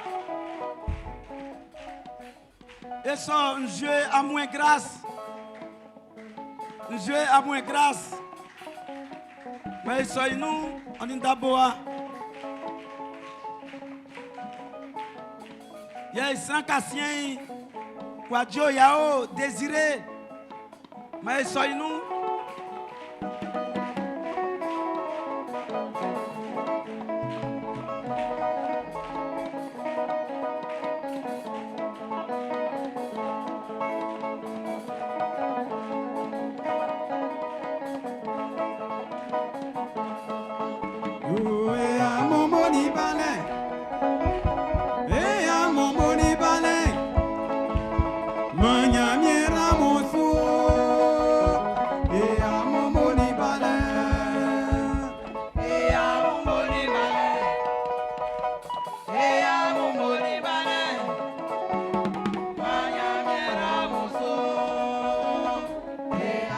Holy man. ma bien, il ma bla. Bon, il y a mieux maman, il y a fini, il y a mon balai, mieux Jésus-Christ du maïnou. Ambambalike, amutran, amulie travail, du mangaba molo mamudi. Et ça m'a encore yinglo wafan. Na ekusué on l'a que ekusu sakpa mti nyamie ilie. Ya ni mangaba kusubo, tanga moti kofwe. Baba ni mamimu ngabo isusu titi e kan kle ina le ke juloi ko kunkusu o kan klebe nzusa ya osuju ya sonu wae wa wen yesu plein ya sonu nion manyamie oram su e mi Jésus Christ du mainu i sorti ma e kwakwa e jaso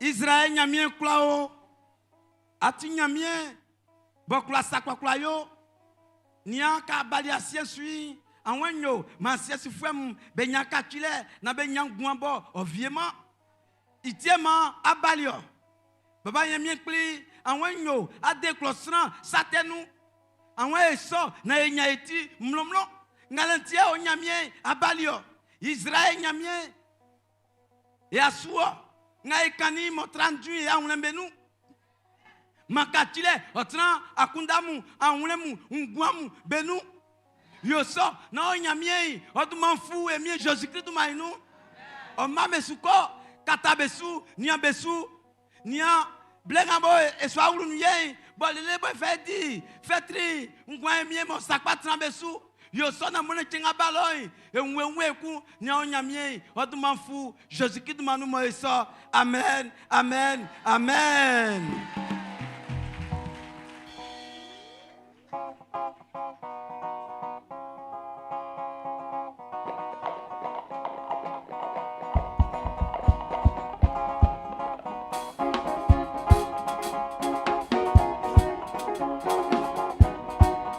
Likenga ne yo, yala